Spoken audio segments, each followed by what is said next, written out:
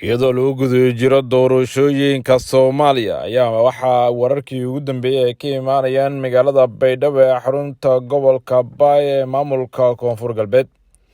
waxaana magaaladaasi ka jira dhaqdhaqaaq siyaasadeed kadib markii shalay uu soo saaray madaxweynaha maamul goboleedkaasi Koonfur Galbeed lafta gareen musharaxiinta u tartamaya kuraasta aqalka sare ee dowlad goboleedkaasi. diiwaangelinta musharaxiinta u taagan oo ka mid noqoshada golaha aqalka sare ee 4 sano soo socod ayaa maanta ka bilaabanaysa gudaha Baydhabo, sida uu shaaciyay guddiga doorashooyinka u qaabilsan dowlad goboleedka Koonfur Galbeed. sidoo kalena guddiga ayaa sheegay in doorashadu 5 kursi ugu horeyso aqalka sare ee maamulkaasi la qabanayo 2 bishan Agost oo ku beegan maalinta Berita ah.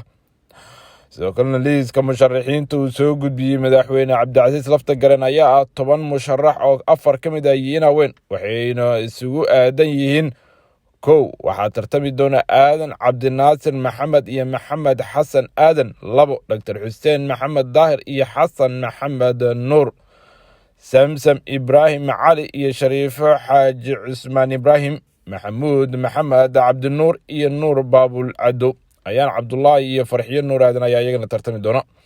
ammaanka ayaa sidoo kale aad loo adkeeyey, waxaana ciidamo dheeraad ah la dhigay goobaha muhiimka ee magaalada, gaar ahaan xarunta ay ka dhaceysay doorashada. Koonfur Galbeed ayaana noqonaysa maamulkii labaad ee qabta doorashada aqalka sare kadib maamulka Jubbaland oo qabtay khamiistii lasoo dhaafay doorashadaasi. dhinaca kalena maamulada kale ee Galmudug, Hirshabelle iyo Puntland ayaa looga fadhiyaa inay gudagalaan qabashada doorashada golaha aqalka sare si looga faa'iideysto waqtiga yar ee ka haray qabashada doorashada 2021 oo soo martay marxalado kala duwan oo aad u adag. doorashada aqalka sare kadib waxaa sidoo kale la bilaabi doonaa tan golaha shacabka, waxaana kusii xigi doona sida uu qorshuhu yahay tan madaxweynaha ugu dambeynteeda inay dhacdo rabto.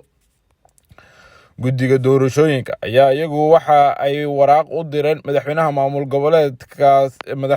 goboleedka Galmudug Axmed Cabdi Kaariyo Qoorqoor, iyagoo ka codsaday in uu soo gudbiyo liiska musharaxiinta u taagan kuraasta aqalka sare si loo dardargeliyo doorashada guud ee dalka. waxaana siyaasaddu ay maraysaa meel xasaasi ah kadib markii madaxweynaha maamul goboleedka Jubbaland Axmed Madoobe uu soo saaray siyaasiyiin aad mucaarad uga 4 sano ee lasoo dhaafay villa Soomaaliya, isla markaasna siyaasiyiintii aadka ugu dagaalamay xilligii ay xiisadu ka dhex taagneed maamul goboleedka Jubbaland iyo villa Soomaaliya. balse taasi waxaa si adag uga jawaabay liiskii uu shalay soo saaray madaxweyne lafta gareen, taasoo iyadu ahayd jawaab u dhigmaysa midii uu horey ugu sameeyey madaxweynaha Jubbaland Axmed Madoobe, isagoona laga saaray liiska senatare caan ahaa kuwaas oo iyagu si aad ah mucaarad uga ah villa Soomaaliya 4 sano ee lasoo dhaafay, isla markaasna ka kala tirsanaa xisbiyada himilo qaran oo uu hogaamiye Sheekh Shariif Sheekh Axmed iyo UDP oo hogaamiye Xasan Sheekh Maxamuud. guddiga doorashada dowlad goboleed ayaana waxay Galmudug u direen waraaq kuwaas oo ay ku sheegeen in looga fadhiyo soo gudbinta liiska musharaxiinta. ugu horeyntii guddiga ayaa codsi la xiriira caqabashada doorashada aqalka sare u diray Qoorqoor si loo soo xulo kuraasta ay dowlad goboleedka Galmudug ku leedahay golaha aqalka sare ee baarlamaanka Soomaaliya.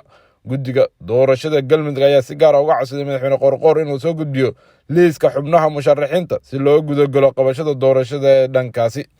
waxaana sidoo kale guddiga ayaa xasuusiyey madaxweynaha in haatan loo guda jiray waqtigii doorashada loona baahan yahay in si rasmi ah loo gudagalo doorashooyinka dalka.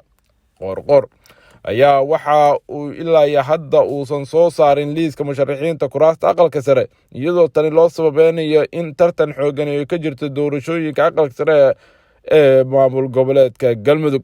waxaana sanadkani ku tartami doona siyaasiyiin rugcada kuwaas oo xilal sare ka soo qabtay deegaanada Galmudug iyo dowladda dhexeba. waxaana ka mid ah madaxweynihii hore ee dowlad goboleedka Galmudug Xaaf oo isagu ah musharax u taagan aqalka sare.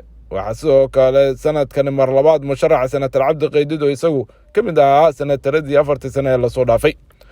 waxaana sidoo kale senatarada ku jira Bukhaari oo isagu ah gudoomiye ku-xigeenka golaha aqalka sare, isagoona sanad 4 sano ee lasoo dhaafay isagana ahaa senatar ka tirsan baarlamaanka, sanadkanna musharax kale u taagan qabashada sidoo kale ama inuu ku guuleysto inuu ka mid noqdo senatarada.